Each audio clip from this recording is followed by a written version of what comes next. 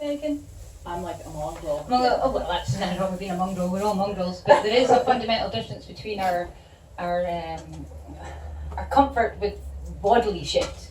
Do you know what I mean? The Scots are, I think, quite traditionally quite closed and private and tend not to get changed. I think I saw my mum's vagina once as a child because I went into the bathroom and I was like, what was that? She was like, none of your business. Do you know what I mean? Like, it's like there's not, and I worked in Edinburgh once and met a South African, San Francisco lassie, and she was trying to teach the Spanish students who were learning English words for sex and stuff, and she's like, I'll do this around my anus, and you know, like giving all this quite specific instructions and try to teach them. I'm like, no, left a bit, right a bit, harder, softer, end of story. Do you know what I mean? Anything more than that is just vulgarity.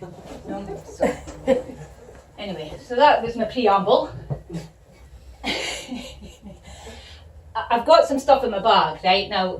For the last 3.5 years, pretty much, I've been in an altered state of consciousness, right? Like a fundamentally different biochemical state that has put me into a fundamental rage and gave me the desire to raise an army and go on a genocidal campaign. And thankfully, I no longer feel like that.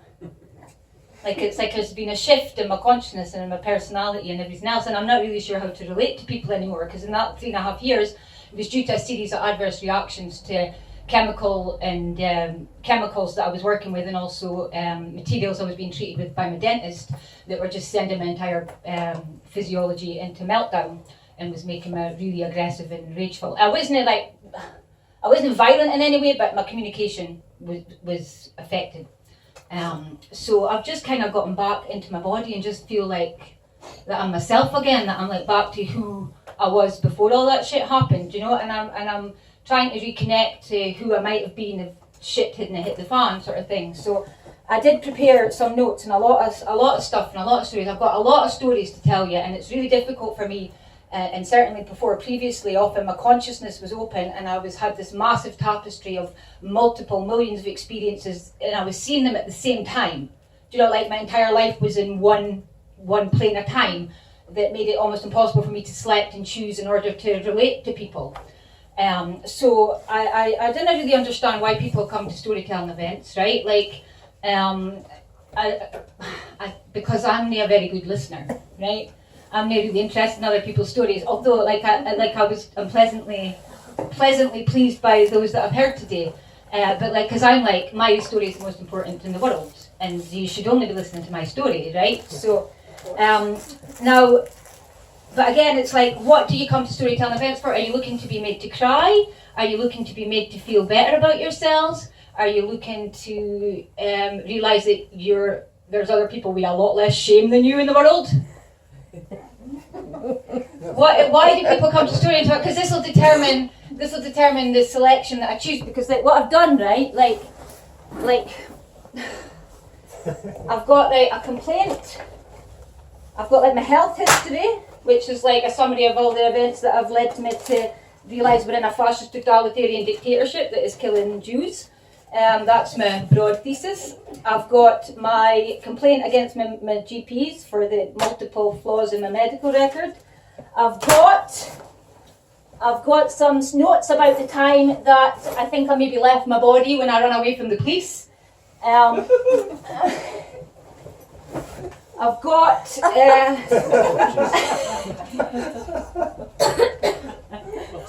I've been busy. Right, this is like the first series of stories, like the first half of my life in 1998, at which time I was being poisoned by my doctors at the time, but didn't realise it, because they were like, oh, it's not the drug, it's your illness, carry on taking it, you know, like the McRobert experiment sort of thing. Like, so I've got like a couple of 100,000 words on that we can touch on.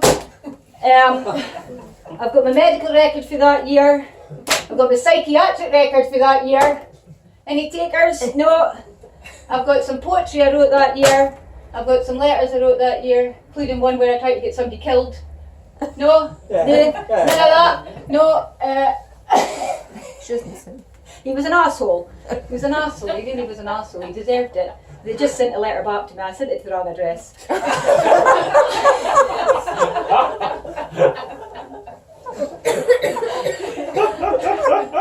I'm not joking. I've got a list of all the organisations that I'm preparing documents on because of their fucking fascism.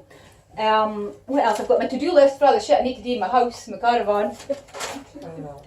No, none of you are looking interested. What is like? What else can I do? I'd like to hear the poetry. You want me to do some poetry? Oh, you want me to be serious? Yeah. Right, okay. Well, there's a story behind the poetry, right? There's a story behind the poetry. Basically, when was this? It was 1998. I was being drugged by my doctors on antidepressants, which were creating a huge amount of side effects, right? But the doctors were denying that the side effects or my symptoms were due to the drugs, so they were telling me to take more and increasing my dose, and then they would like give me something to help me sleep and then withdraw it and then give it me. So I was like a little bitch, you know, like on a hook to a drug dealer effectively. And it got to the point where they were just like, no, we're not giving you any more help for what were the side effects of the antidepressants, which was like insomnia, stress, waking nightmares, sleep paralysis, like huge amount of symptoms that they were denying were anything to do with the tablets that I was on. So the only thing that would help me at the time was smoking dope or smoking weed, so I need to get my breath.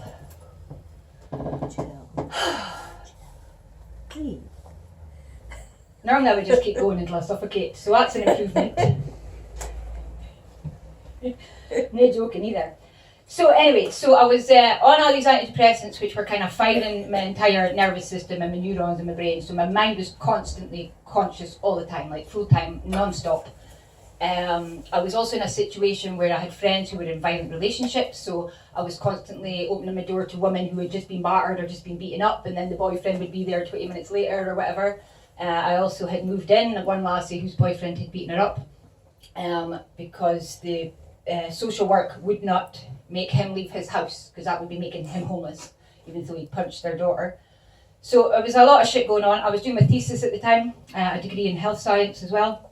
I was working 30 hours a week in a swimming pool, so the swimming pool, it turns out I've got a chemical sensitivity, so it turns out that I was exposing myself to industrial chemicals to the extent. So I was a mess, my nervous system was a mess, I was under a lot of stress, and I couldn't really kind of think or just settle, I was just in a constant state of duress. So at one point, I would smoke weed and pot or hash would help me, and then at this time we got some weed that was laced with something. I think it maybe had an opiate or a chemical opiate or something in it, or it could just be that my nervous system was so wound up and so agitated and so flooded with cortisol and adrenaline and all this other stuff that when I was smoking it, it wasn't really making any difference. My tolerance had gotten high, and I was smoking it, and one night I smoked like 7 grams in one night. Normally 7 grams would do me a week. So I completely tripped out. I was sitting on my sofa, and my entire life and stuff till that point I'd been forgetting. It looks like I'd been having some kind of epileptic fits at different points, but they really realising that they were fits. And then I was during conflicts. There we go. Somebody just had one in the corner. It's the story of a Borgia. So I bet it is give up, right? Okay. Do we need to get somebody in? Yeah, brush, please. We need a brush. That's okay. We can do that. That's fine. We'll just wait. But I'll continue. Can I continue while we wait for the brush? Is that okay? So I had this flashback, and my entire life was projected in front of me, like 6 feet in front of me, right? Like it was like there was a ray of light in my head, and the cat's alright. That'll be fine. And it was like, so then I had this vision of my entire life projected in front of me, all of these stories from my life, things I'd learned, things I'd seen, different knowledge, and as opposed to having a linear understanding of it, which is what you tend to do with your life, you understand it linear, this completely transformed my perception of my life. And at this point was when my entire life was projected and different scenes were drawn together and connected in a way that made me go, what the fuck, man, there's something really, really fascinating going on here in terms of my story. And then I threw myself forward and I started writing these poems. So the first one is nearly a poem that I wrote that day. It's actually a letter about a violent guy, so skip that one. So one poem that just, and this was all streamed, they're not edited, they're just as they came, so I felt like I was tuned into some kind of divine consciousness. If tomorrow, this is called If and Why. If tomorrow you were to die and see your life before your eye, would you ask yourself the question, why? If at once your life did end, would your memoirs send you round the bend? If tomorrow you could not cry or see the sparkle in your very own eyes, would you ask yourself the question, why? If right now you knew you'd never wake again, would your last thoughts be sane? Did you listen to the priest? Did you practice what you preached? Are you narrow or are you whole, or did you sell your wicked soul? If tomorrow you were to die and see your life before your eye, would you ask yourself the question, why? So that was one. Then they didn't come in any particular order, but like they were just streamed. It was that's the same one again. Then I got them two in a different order. Should I pick them randomly or should I just read them? Well, I quite like this one. This one's called Society. And this is called, we live in the society of the hypocrite, where everything they say is complete bullshit. They lie to you in history, they hold you back in school. They don't really believe in education, they want a society of fools, where their actions are proof that the puppet masters and capitalist class are afraid of us. To ensure fruition of their master plans, they manipulate, bully and use guns. They produce pollution that destroys our lungs, sedate our minds with medication, and monitor and control our communications in the interest of protecting their freedoms and ensuring the continuation of their way of life.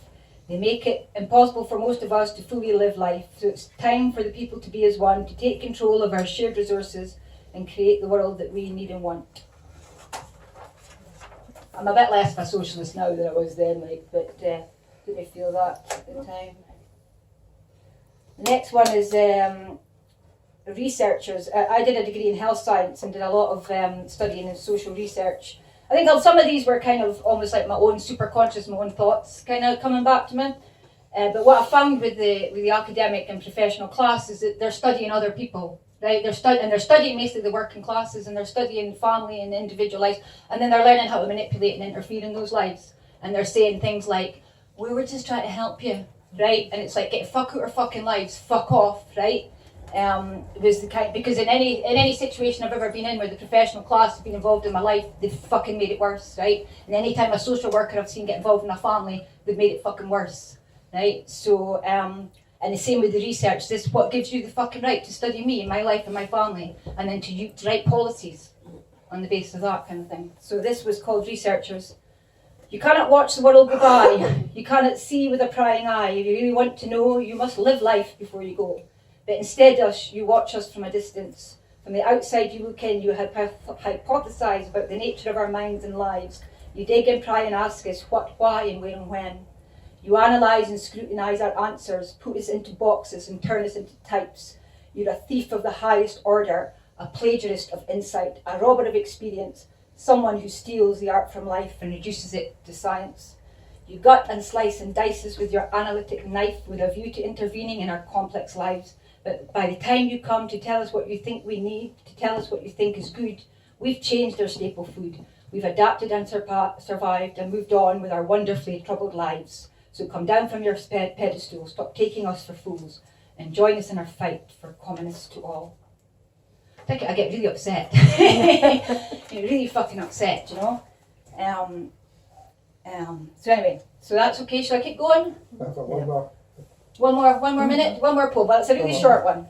It's a really short one, and it's called It's Variety, the Messengers of Science.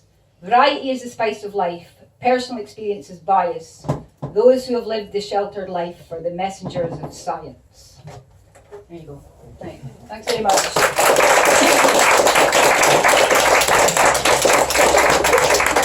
Okay, thank you once again, Wendy, and that wraps it up for tonight.